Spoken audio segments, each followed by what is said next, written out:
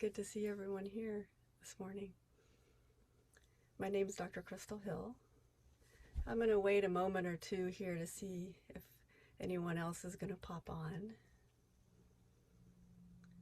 While we're waiting, I'm going to tell a brief story. I remember, I know that many of you today are going to be new to the I Am Heart organization and new to heart rhythm meditation. So I remember the first time I went to a seminar with I Am Heart. Of course, back then, everything was in person. And so we had an in-person weekend seminar, and I just remember standing outside of the building that I was supposed to go in,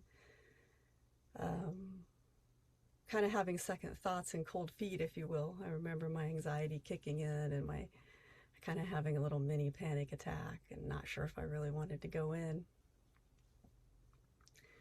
But I also remember that I just really felt in my gut, in my heart actually, that there was something important I needed to learn, so I went ahead and went in, and obviously that was sort of the beginning of the story with my interaction with I Am Heart. So again, it's really good to see all of you here.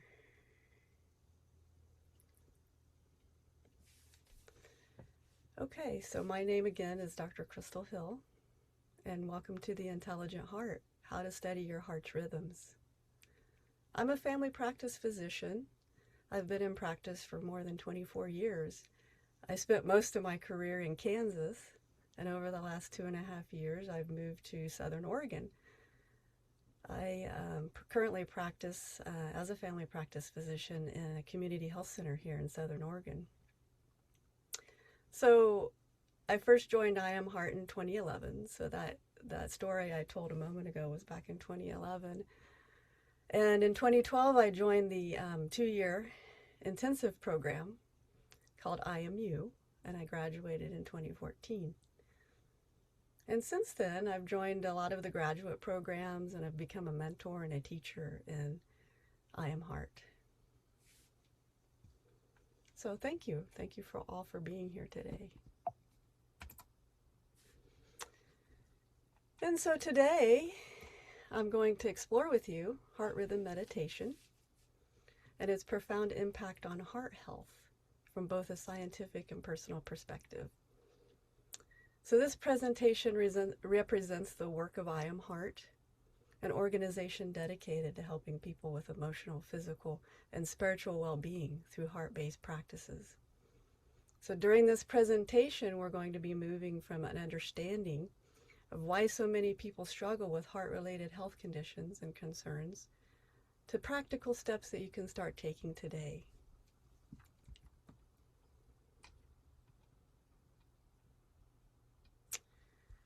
So many people arrive here at I Am Heart and Heart Rhythm Meditation because something very personal has brought them here. So perhaps you've recently received an unexpected diagnosis. Maybe you've been told you have high blood pressure, or maybe an arrhythmia, or maybe you're recovering from a recent heart event or a surgery. Perhaps you're dealing with chronic stress and anxiety. I know for me, it was the chronic stress and anxiety that brought me to I Am Heart. So chronic stress and anxiety can manifest physically in the heart, leading to some of these common concerns and conditions.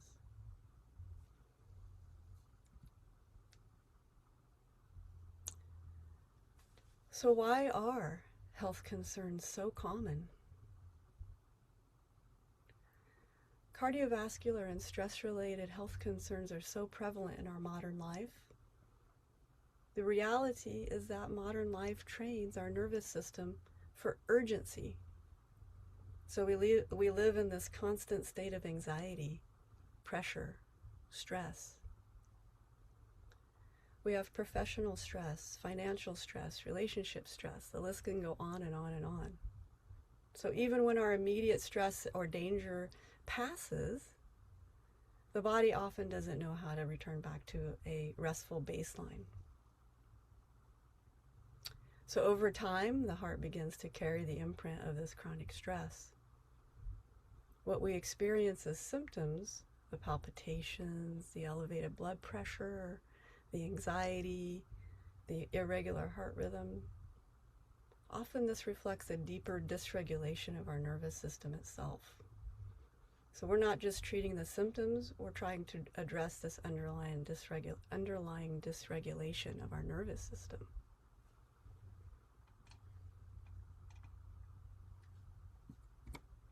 So why the heart matters. We focus on the heart specifically because the heart is more than just a pump. I mean, yes, the heart is definitely a physical organ that moves blood through our body, but it's also energetic and emotional. So this image here you see on this slide reflects the electromagnetic field that's generated by our heart. It extends several feet beyond the body in all directions. It's the strongest electromagnetic field produced by the human body. The heart generates this torus-shaped field. It can be measured, and it influences our own physiology as well as the people around us. I'm sure you've all had the experience where you've met with somebody or walked into a room full of people and immediately you feel the state of that person or people that are there, the tension, maybe stress, maybe anxiety, or it could be joy or happiness too. But this is because we all have this heart field that we're generating, and we're all interacting our heart fields with every other person. So when we work with the heart, we're working on multiple levels simultaneously. So we're working with the physical cardiovascular system, the energetic electromagnetic field, and the emotional center of our being.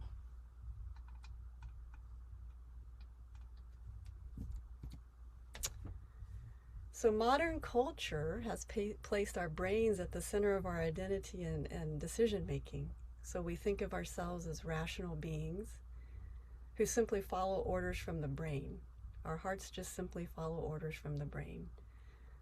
But research now shows that the heart has its own intrinsic nervous system, sometimes called the heart brain.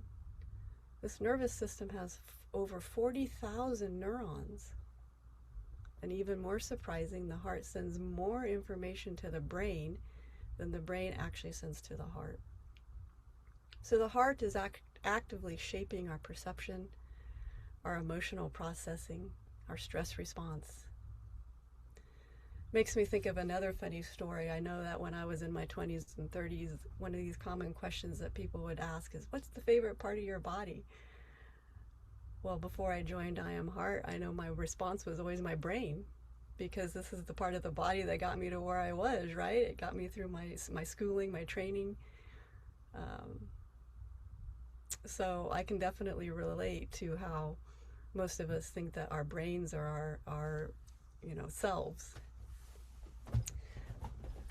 But when our heart actually leads with coherence, which is a smooth rhythmic pattern, our entire system responds. So this is why heart rhythm meditation is so powerful.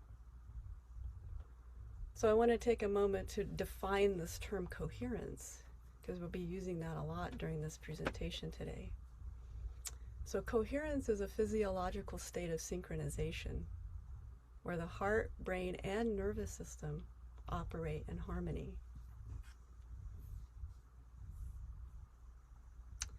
And so what is heart rhythm meditation? Heart rhythm meditation was developed by Susanna and Param Bear, the co-founders of I Am Heart. Their work represents decades of study, combining ancient spiritual wisdom, particularly from Hazrat Inayat Khan, who was a Sufi teacher who brought these practices to the West, with modern evidence-based research in neuroscience, cardiology, and physiology. The mission of I Am Heart is to help people access emotional, physical, and spiritual well-being through this practice of heart rhythm meditation. This is a heart-based technique that is both accessible to beginners, but also deep enough for lifelong practice. What distinguishes heart rhythm meditation from other meditation practices is its specific focus on the heart, the breath, and the cultivation of these coherent heart rhythms.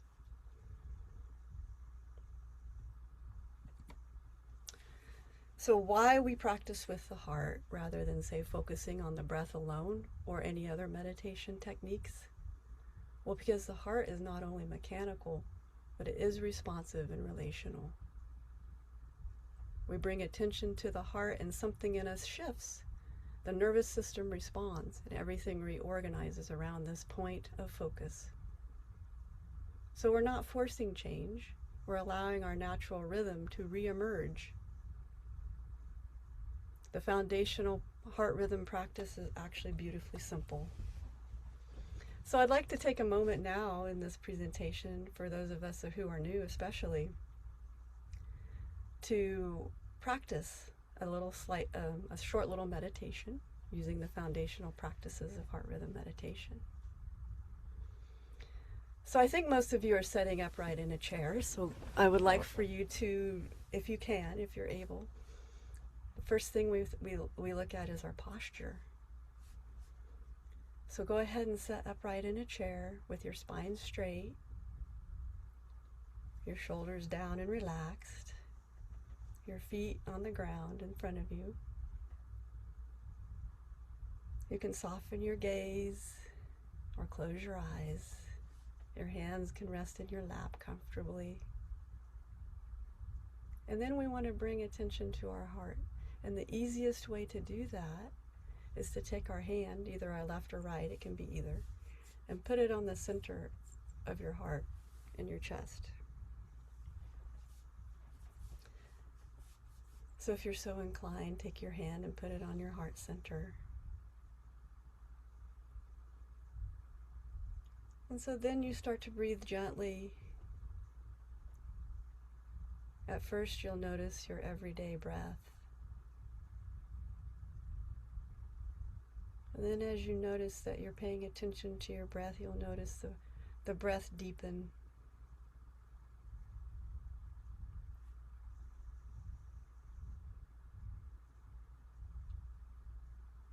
So you feel your hand on your heart in the center of your chest, and you're starting to breathe deeply, exhaling all the air that you can from your lungs and your belly area,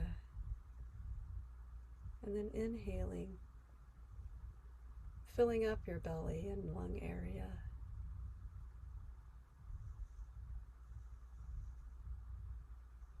Just take the breath in as comfortably as you can. We're not trying to force anything at this point.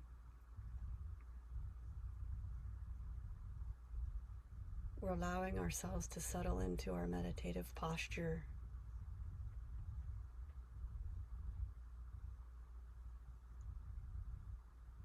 Allowing our breath to deepen.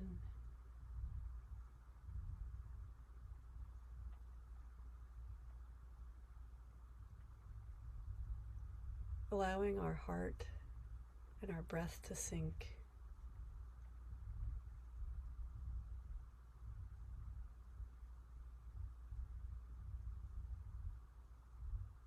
Noticing that we feel maybe a little bit more settled. Perhaps we feel a little bit more comfortable in our position in our chair.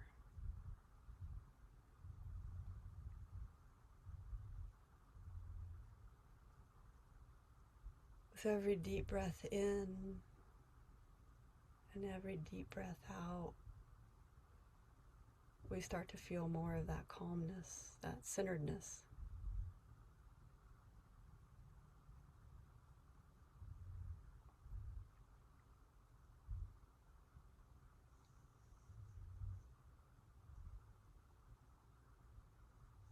Notice the things that you feel in your body. You might start to notice your heartbeat, either because you can feel it through your hand or you can feel it through your chest.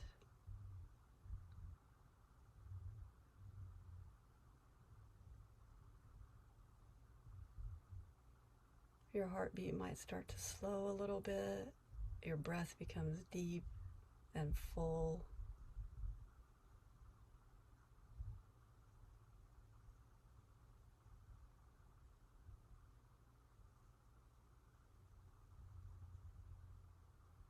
might start to notice this rhythmic pattern starting to emerge.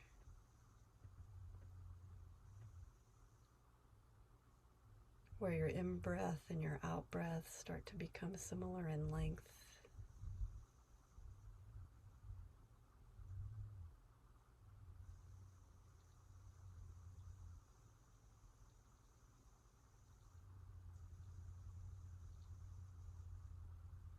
Sometimes when we slow down and we pay attention to our heart and our breath, sometimes we notice other things about our body that we didn't notice before.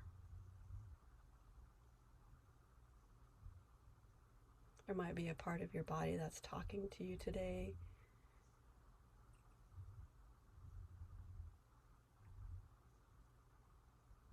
Maybe you notice your breath is a little bit heavy, or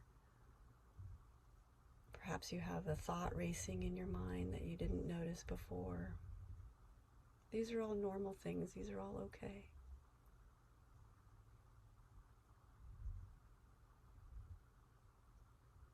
But what we're really trying to do is get this experience of allowing our breath to become deep and full as we pay attention to the breath and the heart.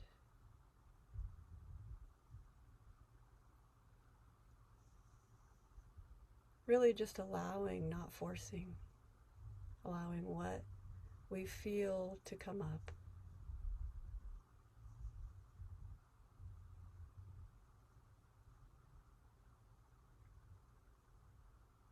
So let's take a few more breaths like this, maybe a breath or two, just allowing ourselves to experience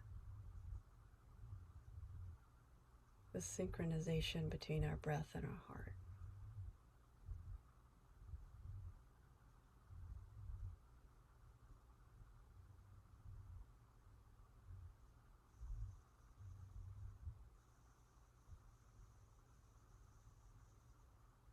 Okay, so that is the foundational heart rhythm meditation practice.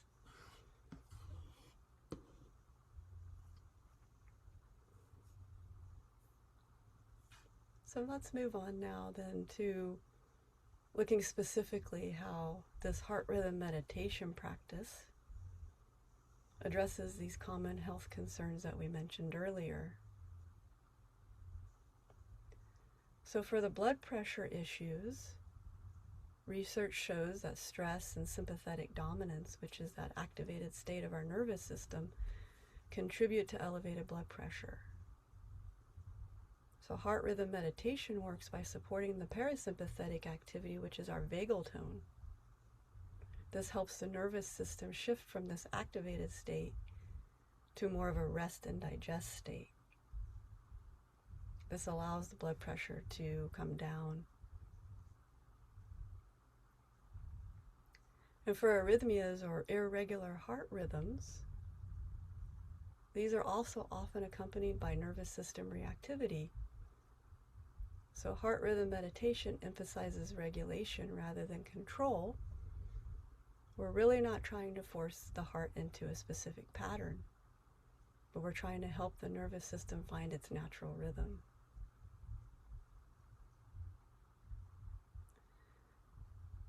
For those who have had a cardiac event, such as a heart attack or recent cardiac surgery, the body may actually heal faster than the nervous system.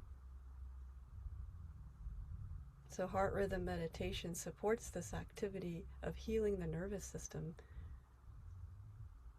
during this vulnerable period, allowing for emotional stability and resilience. This allows the nervous system to catch up with the body in healing.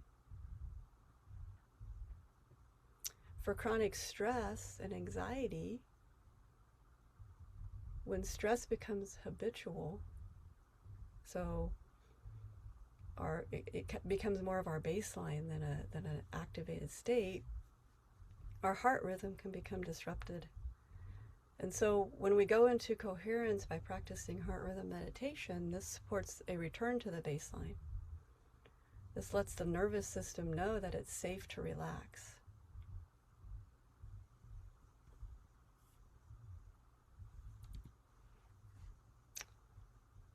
So let's dive a little deeper into why rhythm specifically matters so much. The heart is constantly listening to the nervous system. Under pressure, the body is in this survival mode, as we spoke before, this sympathetic fight or flight. And over time, if we're under the chronic stress, our survival mode becomes our default state. We forget what it feels like to relax, what baseline actually feels like.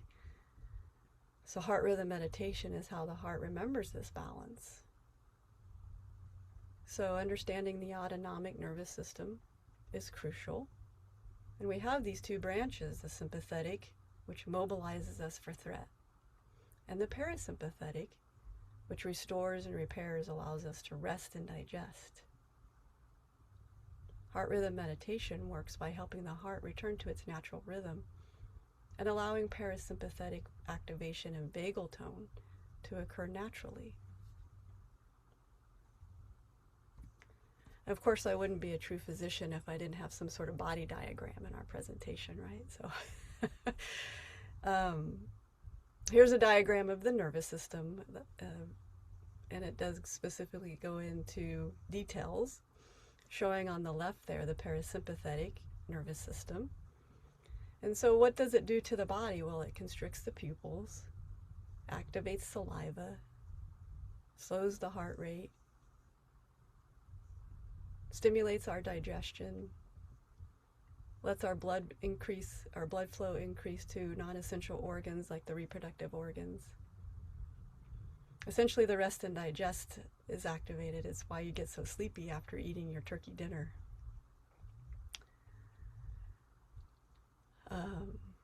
And on the right is that sympathetic nervous system that does the opposite. So it dilates the pupils so we could see better during a threat. It inhibits our saliva. It dilates our airways so we can get more oxygen, and increases our heart rate so we can get more blood to the muscles. Inhibits our digestion because that's not a priority during a threat. It allows glucose to release from the liver for quick energy. Epinephrine and norepinephrine release from the adrenal glands. And it decreases blood flow to non-essential organs like the reproductive organs. So many people who have chronic health concerns are living in some sort of sympathetic dominance. And heart rhythm meditation provides a pathway back to the parasympathetic balance. So how the heck do we measure this, right? There's really not a great way to measure vagal tone, except we're going to talk about heart rate variability, or HRV. So heart rate variability is one of the key measurements that we use in heart rhythm meditation practice.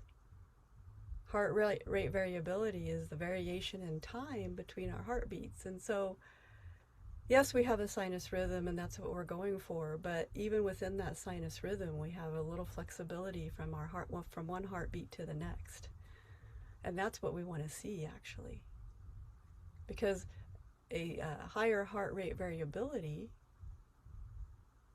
reflects flexibility in our heart, adaptability, and resilience.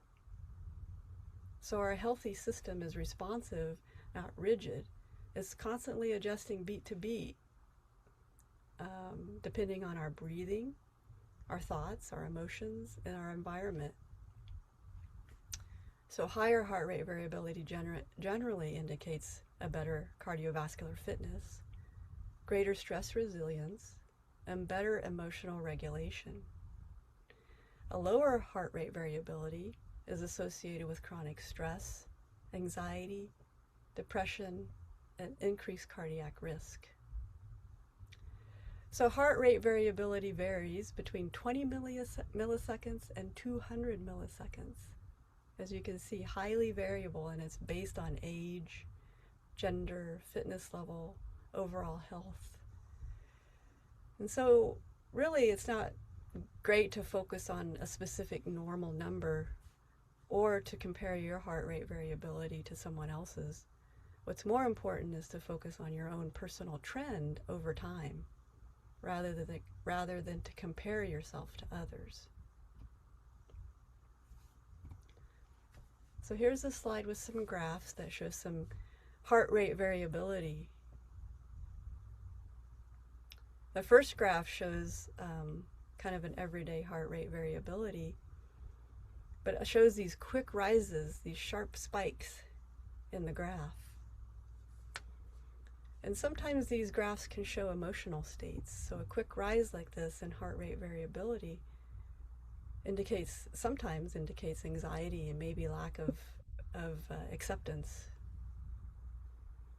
The next graph you can see shows also heart rate variability, and it's kind of more of a steady pattern, which is actually something we don't necessarily want to see it be quite that steady. But then you see occasional dips in the heart rate variability from baseline, and so sometimes this can indicate some depression or sense of helplessness. So the man walking like absolutely ridiculous with his beard, but like a few hairs sticking in it, like this. We're getting some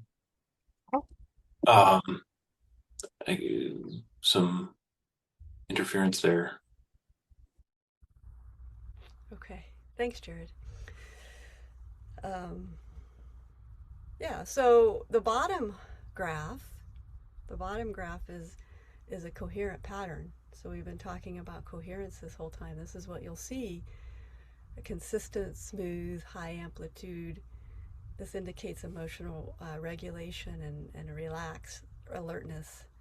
And so this is what we're going for. And when we meditate with the heart,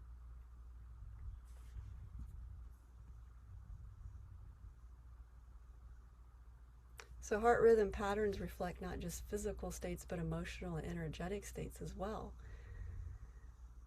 We're not really just creating coherent heart patterns, we're developing our capacity to be aware of and work skillfully with our emotional and energetic state. So when she spoke with you, so it's important to understand how heart rhythm meditation fits with a comprehensive approach to heart health. Of course, exercise, as we all know, is fundamental for cardiovascular health and overall health, for that matter. And heart rhythm meditation supports recovery of our nervous system and allows us to go back into balance after exercise. Of course, nutrition builds physiological foundations, and you can't really meditate your way out of a poor diet, nor can you exercise your way out of a poor diet. But heart rhythm meditation supports regulation and allows your body to properly utilize the nutrition. Of course, sleep is essential, and emerging research suggests that coherence practices may actually improve sleep quality, reducing nighttime sympathetic activation.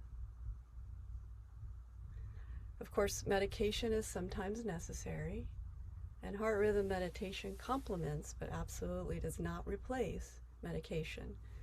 So please don't stop your medication without consulting with your doctor.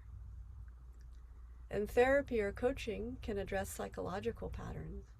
Heart rhythm meditation supports emotional integration and self-regulation. So this can make therapeutic work more effective. So think of heart rhythm meditation as enhancing and supporting these other essential practices, but not replacing them.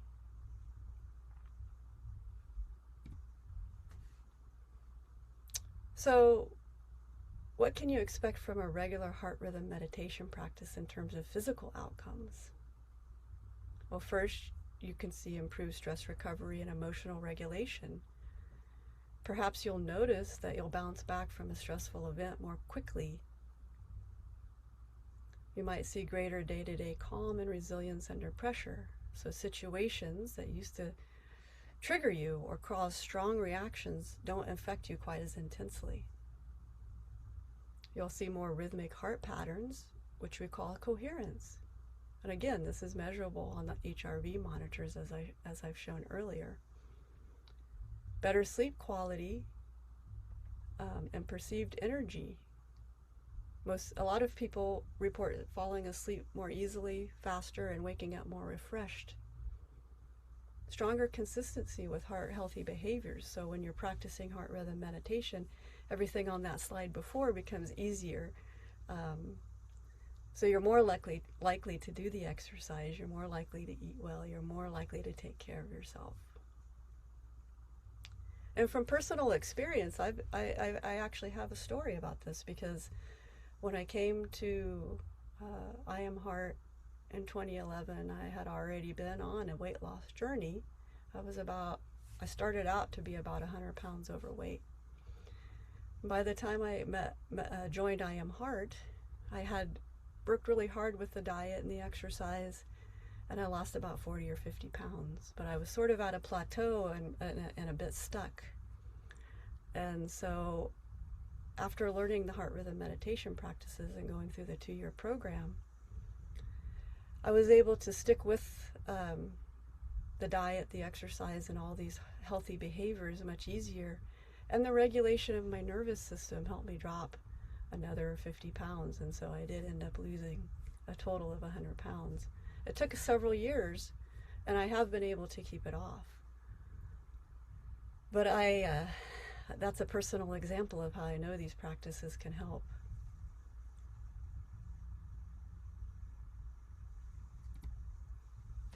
So what about emotional and spiritual outcomes? So aside from the physical benefits, folks often report profound emotional and spiritual outcomes.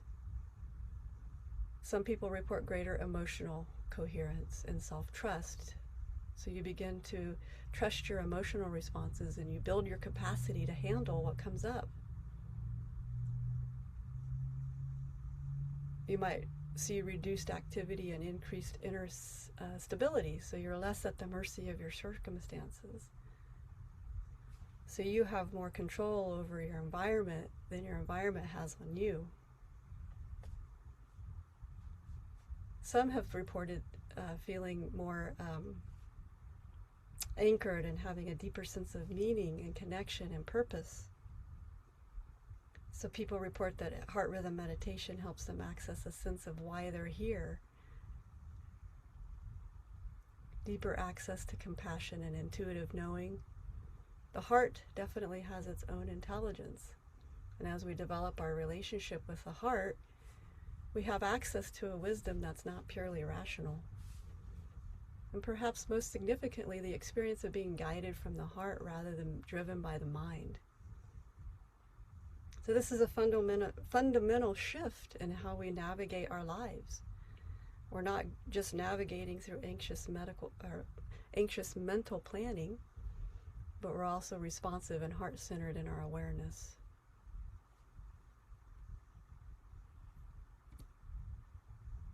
So when will I start to notice these benefits? Well, you may have noticed in that brief practice we did earlier that some of the things you can notice are immediate. So immediately you might notice a calmer breathing pattern, a little bit of emotional settling, a sense of coming home to yourself.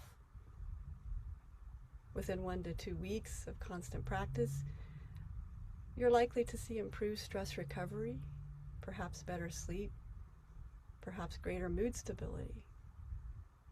Within 6 weeks, your heart rate variability trends can begin to stabilize and trend upward, and you'll notice greater resilience in your daily challenges. Within 12 weeks, these practices start to integrate into your daily life. So they start to become a natural part of how you respond to stress rather than something you have to remember to do. So you're operating from your heart. Of course, individual responses can vary greatly, and trends matter more than single readings. Some people have dramatic early responses, and others notice more subtle, gradual change over time. I want to take a minute to talk about safety. And boundaries. So it's important because heart rhythm meditation, as I said before, complements medical care but doesn't replace it. And if you're practicing and you start to feel badly, like lightheaded, overwhelmed, or uncomfortable, pause the practice. So pause the practice, open your eyes, look around the room, return to your place of where you're at physically, return to natural breathing. And sometimes it helps to ground. So sometimes people will go out and walk barefoot on the earth or the grass. Other things that can be helpful are doing like the child pose, where you put your forehead to the ground, like a yoga child pose. That can help too. And then modify gently. So if you're having symptoms, like I mentioned earlier in the beginning, if the posture just didn't feel right, you can modify it. Of course, if you start having severe symptoms or new or worsening symptoms, it's probably best to seek immediate medical attention for any of these worsening or new symptoms. So listen to your heart. If something doesn't feel right, please honor that. Heart rhythm meditations should feel nourishing, but not stressful.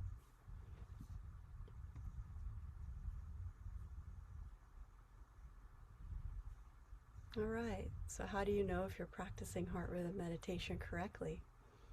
Well, there are 4 key indicators. The breathing is gentle and unforced. You're not straining or controlling, just finding a natural, comfortable rhythm. Your attention remains on the heart. Your focus naturally returns to the physical location of your heart in the center of the chest, even if the mind is wandering. The rhythm feels natural rather than controlled, so you're not imposing a pattern, but discovering the heart's own rhythm. And lastly, you can maintain coherence even during mild stress. This is more advanced, but as the practice deepens, you'll notice you can hold a coherent rhythm even if thinking about challenging situations. So if your practice has some of these qualities, then you're on the right track for sure. So now I'm going to switch gears and talk about our Breath and Heart app. We have an app called Breath and Heart. It's in the iOS and the Android app stores. It tracks heart rhythm and heart rate variability trends over time. It has many, many, many guided heart rhythm meditation sessions by many of the teachers. We can observe our coherence patterns. And remember, heart rate variability is highly individualized, so trends matter a whole lot more than just single individual readings. So again, tracking in the app heart rate variability trends, time spent in coherence and rhythmic patterns, recovery after stress or activity. And we can also track subjective markers of calm, focus, and sleep quality. So this is what the app looks like. So if you see this symbol, you'll know you're at the right place. And this is a sample graph here of how our app measures coherence. Okay, so now I'm going to move into an app demonstration, and we have Jared here to help us. Hello. So do I need to stop my share, Jared, in order? Yeah, just go ahead and stop sharing and I'll take over. Okay. All right. Just one moment here. Okay, so here's my screen. And here's my app. So you could see it there. I just opened it. So part of what I'm demonstrating is a little bit of how to use it, where to find things and whatnot. So you can see up here you have, I'll just give a brief overview of the whole thing, but really focus on the HRV aspect. But up here we have the intention. My intention here is to meditate. And it gives me a little reminder of my intention on a regular basis. And it can even give me an intention based on the element or the archetype of my intention.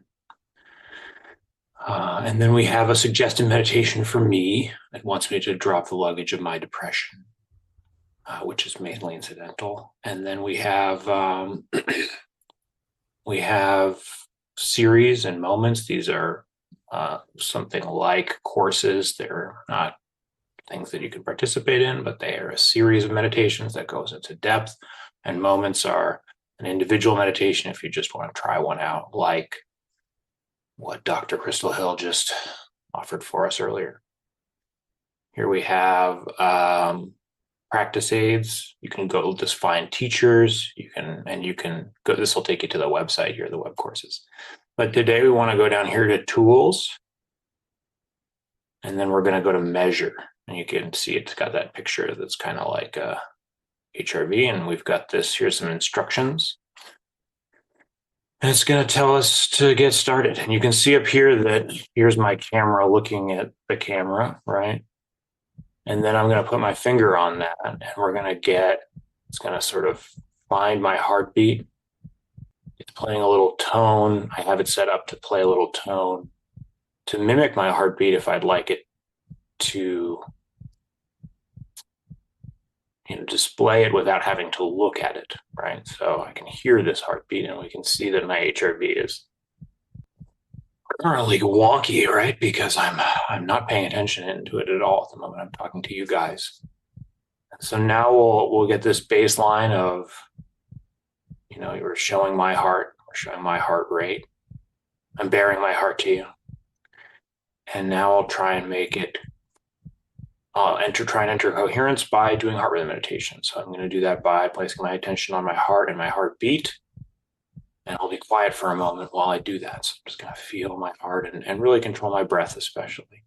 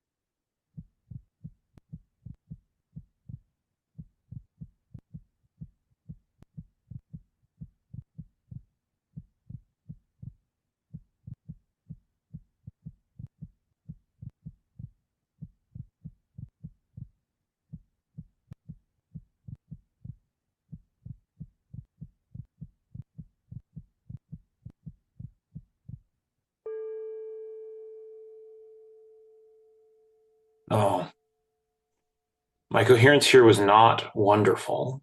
I don't know if that's because I'm on camera or because I started off without my finger on. Might have been miscalibrated, but we can go back and look at my graphs here. This is the one that we just made. But we can see that in many other cases, I've made much nicer graphs that better demonstrate this level of coherence that we're discussing here. And maybe I'm out of practice, or maybe I'm on the spot, but you could still see a very clear, rise and fall in that graph. You could see a very clear difference between when I started attempting to meditate and when this is all entirely not trying to meditate. So there's really no clear pattern of rising and falling here. Whereas here, although it went quite high and quite low and changed quite a bit, it maintained this variance. Although it's a surprising graph in a way that I've never gotten before. So maybe that's just a function of being here with you all. But that's my demonstration. I'm happy to pass it back to Dr. Hill. Thank you, Jared. I think you're amazing being able to do even that while being on the spot. So, Jared, I did notice that there's a question here. Someone says that they're on a Samsung and on their tools they only see breathe and meditate. Can you address that? Yeah, so that's just basically, we did this on a fundraise. So the Apple products are really consistent across. Apple only makes is the only people that make Apple phones, and there's a whole bunch of companies that make Android phones, and so to have something consistent across all the cameras that are available just took a decent amount more effort than we could muster. So that feature is coming soon. We're not working on it, to be honest, but it would take an additional effort to make it possible, and it's a harder effort than the Apple phone by a good amount. So we decided, there's other great tools to help you breathe consistently, but it's not, you're going to have to watch your own, you're going to have to experience your own heartbeat without the help of a camera if you're on an Android phone. So that's the reasoning there. Okay, thank you. All right, so I'm going to do my screen share again here. And we'll have time at the end to ask more questions. So, okay.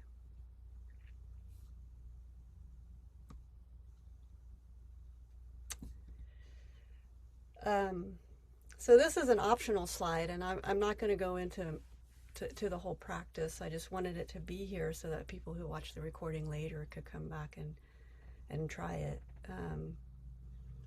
And basically what this slide talks about is it's a practice where you start out by doing heart rhythm meditation, and so your graph may look something like this, or it could be very different, but get yourself into a coherent pattern by doing heart rhythm meditation for a time, however long it takes for you to get into a coherent pattern.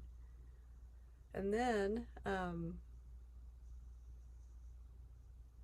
the trick, or the challenge, I guess is a better word, is to introduce a mild stressor. So watching your heart rate variability graph, your coherent pattern, as you think of something mild that stressed you out. So I don't want you to bring up anything that is traumatic, but just something small that maybe just triggered you for a moment. So maybe somebody pulled out in front of you in traffic, or you had an interaction with a person at work that didn't go so well. It can just be something small like that. And so then as you bring that to your mind, you see what your graph does. So sometimes, and it's not uncommon that, especially for beginners, If you're meditating and doing heart rhythm meditation, you have a coherence pattern in your graph. You start thinking of something that is a stressor, and then your coherence completely goes back to even more of an everyday or maybe a more erratic pattern, and that's totally normal. But the more you practice, um, the more you can have your graphs look very similar. So you can have this coherent pattern where you're doing heart rhythm meditation, and then you add the stressor, and you can see how long, or see if you can get your coherence back. So it's interesting. It's interesting to see what your heart rate variability graph does when you introduce a stressor. And also it can be interesting to see how long it takes to get the coherence back. So if you start thinking about the stressor and you lose your coherence, then if you stop thinking about the stressor, how long does it take to get the coherent pattern back? So those are some interesting things to look at in the graph. So that's an optional practice that you can come back and do later. Okay, so let's talk about how often and how long we should practice heart rhythm meditation. Well, daily is ideal, but at least 4 to 5 days a week is sufficient to see benefits. Consistency is more important than perfection. For lengths of sessions, we recommend a beginner do 5 minutes, moving into 10 minutes. This is enough to train the nervous system without overwhelming it. As you deepen the practice and you become more familiar with the practice, you can move on to doing 15 to 20 minute sessions. There's also this idea of micro practices, and I do this consistently throughout my workday, where you take a minute or two to, put your hand on your heart, connect your breath and heart. Take a minute or two before you know you're going to be in a stressful situation, or maybe you didn't realize the situation you were getting yourself into was stressful. When you come out of that situation, take another minute or two, or longer if you have it, to connect your breath and heart and get yourself back into that coherent rhythm before you move on with your day. And it really, really helps your nervous system process the stressful event. So these micro practices accumulate, and they do make a significant difference. And so it's consistency that matters more than duration. 10 minutes every single day is a lot more powerful than just doing a session once a week.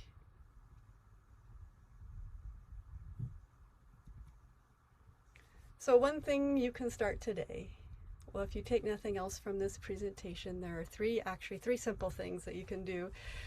One is do heart rhythm meditation for 5 minutes.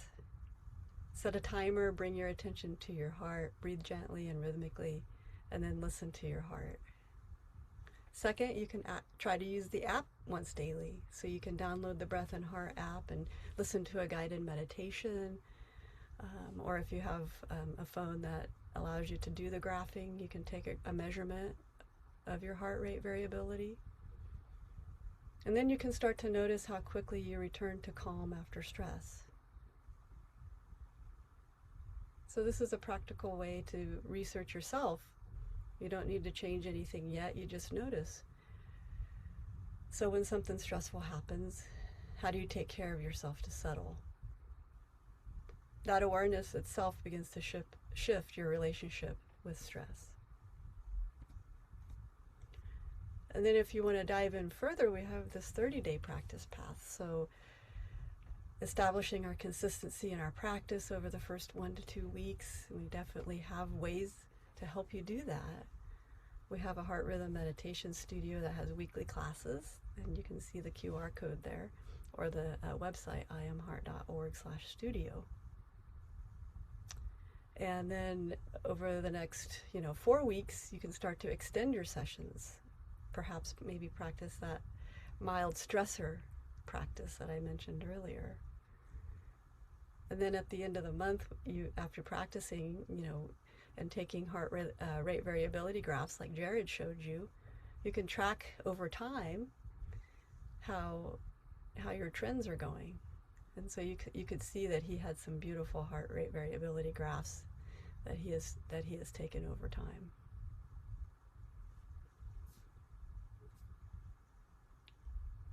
So our heart rhythm meditation studio is completely free.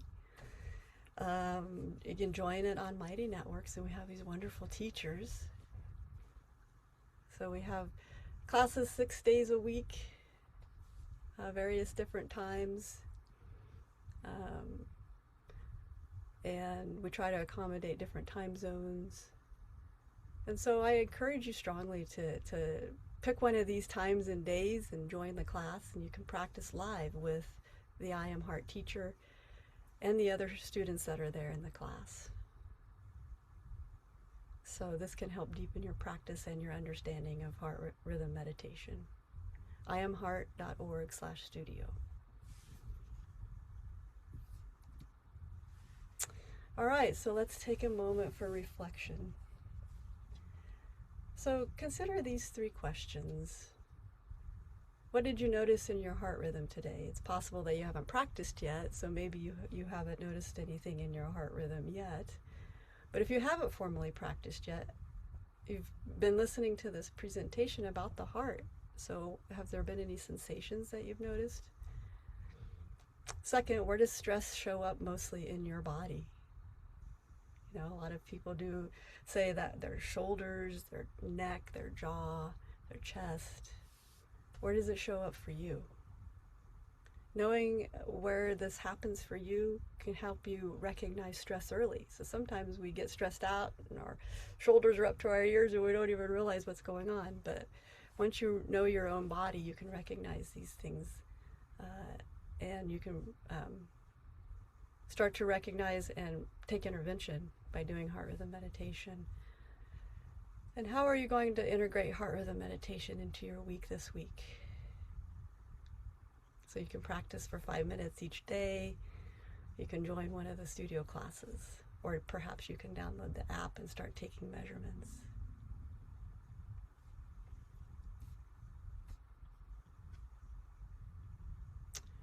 So back to the big picture of why heart rhythm meditation matters.